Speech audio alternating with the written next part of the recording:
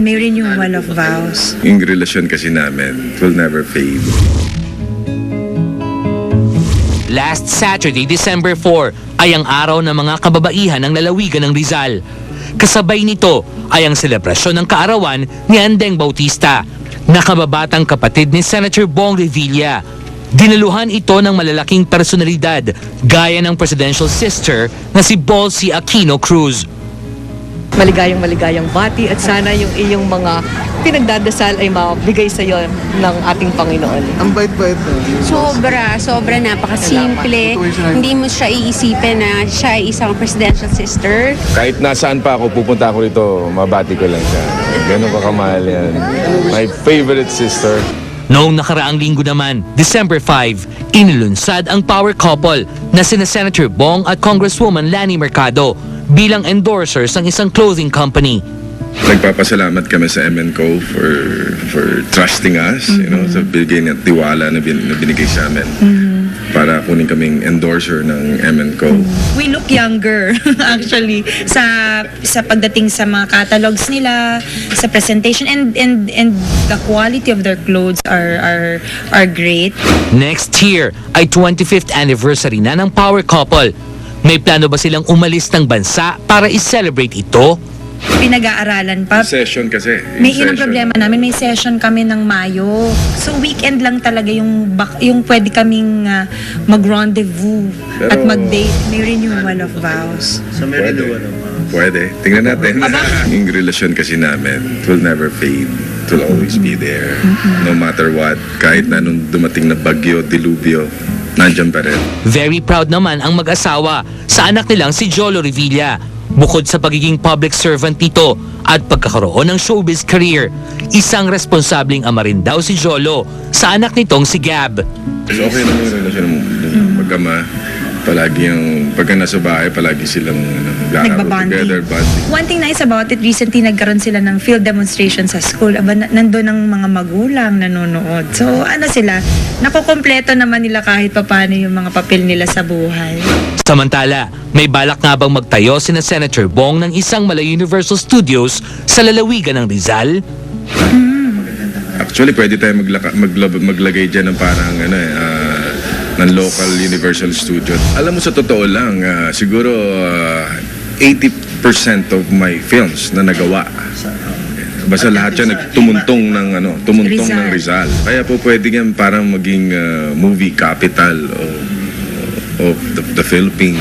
After ng pelikula nila ni Vic Soto na si Agimat at si Enteng Cabisote, ang susunod nga ba niyang makakasama sa pelikula ay ang child wonder na si Jillian Ward?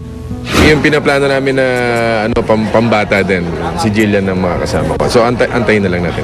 Tiyak namang marami na ang naghihintay sa pelikula nila ni Bossing at sa float na sasakyan nila sa parada ng 2010 Metro Manila Film Festival sa December 24. Sigurado panlaban yung float ng si Agimat at si Enteng Cabisote. Siguradong magugustuhan nila yan. Panoorin nyo ang aksyon sa Agimat at si Enteng Cabisote.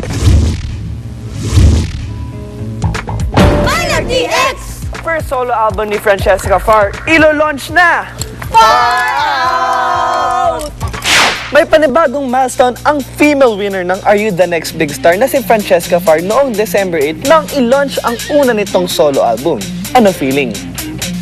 Yun nga po, halo-halo na po, kinakabahan, pressured, masaya, excited, halo-halo na, lahat, all in one na kumbaga. Dahil, una po pressure para sa akin dahil kailangan kong masurpass yung expectations ng marami from me. At syempre pa-proud din ang mga taong humubog kay French para marating ang milestone na ito. Yes, Francesca is our baby especially for this year and the baby of GMA Records for this year. I am so excited about this talent. It's been a long time since I've been excited about a talent like this kasi hindi lang sa natural yung kanyang talino, talagang kumakanta siya, talagang napakaganda ng boses at napakagandang babae din. Francesca Farr is indeed a a budding artist. I'm hoping that she's going to become a big star someday. And I'm very happy she's under GMA, Artist Center. Yeah, actually, ako yung nagtapos sa kanya since ako yung pinaka-record producer. Nakikita ko yung potential the making of another star kay Francesca, bata, maganda, may boses. Di lang yun ang milestone for French dahil kakapanalo lang ng first solo film niyang Emir ng International Award. It got the Best Artistic Contribution Award sa 34th Cairo Film Festival. Congrats! Abay, very far na talaga. Hindi ka na ma-reach, Francesca.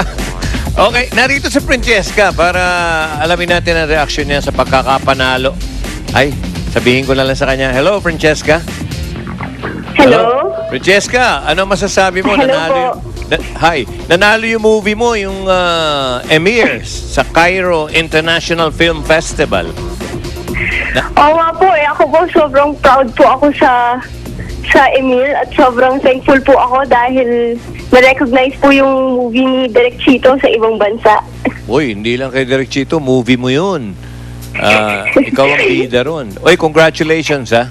Thank you po, thank you. Sayang, Proud na hindi ka proud po nakasama ako sa lahat ng bubuo ng Emir. Okay, doon sa mga sumisira. Proud Bakit din po kayo? ako. Puro bumubuo lang ang binabati nyo. Yung mga sumisira, batiin nyo rin. Okay. Oy, teka, para wag masira araw mo. Congratulations again dahil doon sa bago mong album.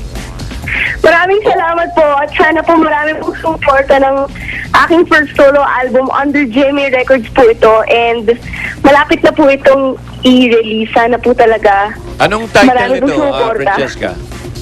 Po? Anong title ng album?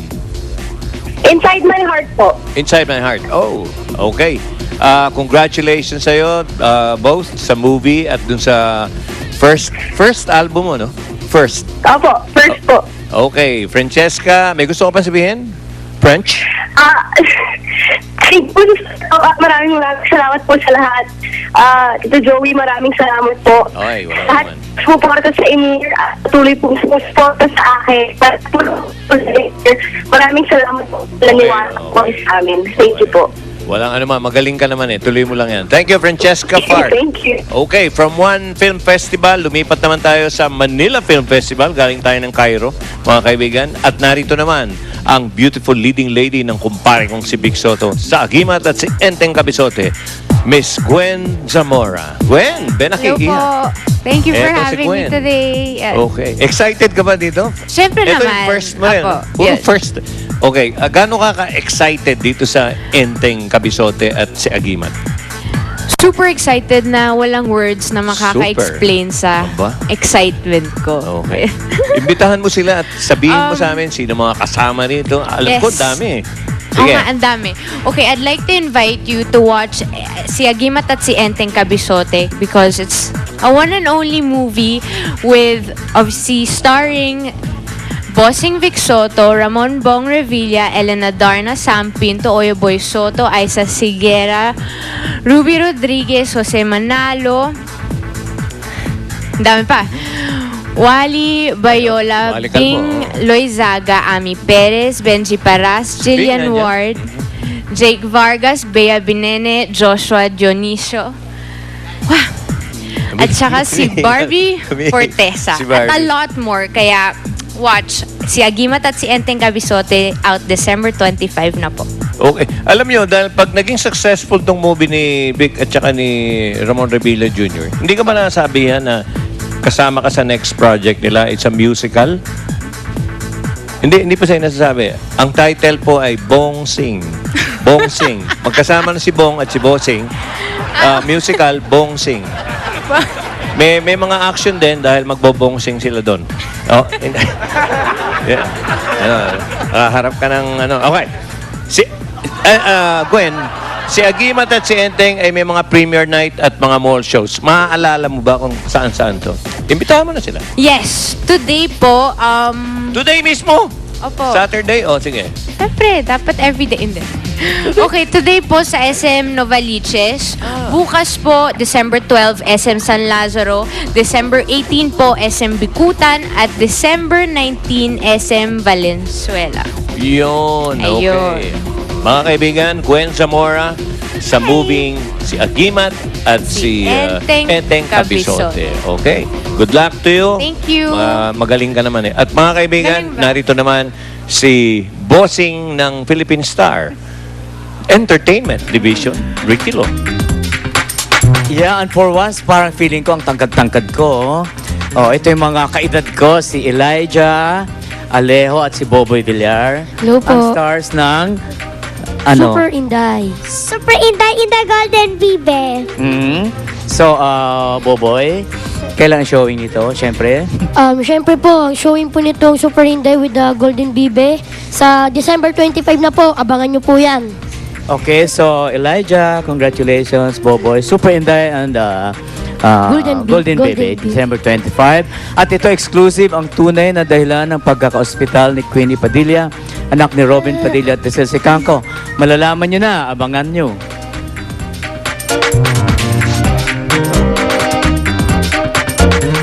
Kabar ba kayong pasukin ni Jinky Pacquiao ang showbiz? A. Why not? B. What for? To vote, just type React Space ARB and send it to 4627. And to register, just type React Space ON and send it to 4627 for all networks. O ano? TX na! Totally exclusive! Cesar Montano, gusto na muling maging ama sa magiging anak nila ni Sunshine Cruz. Araw-araw, kinukulit ko siya.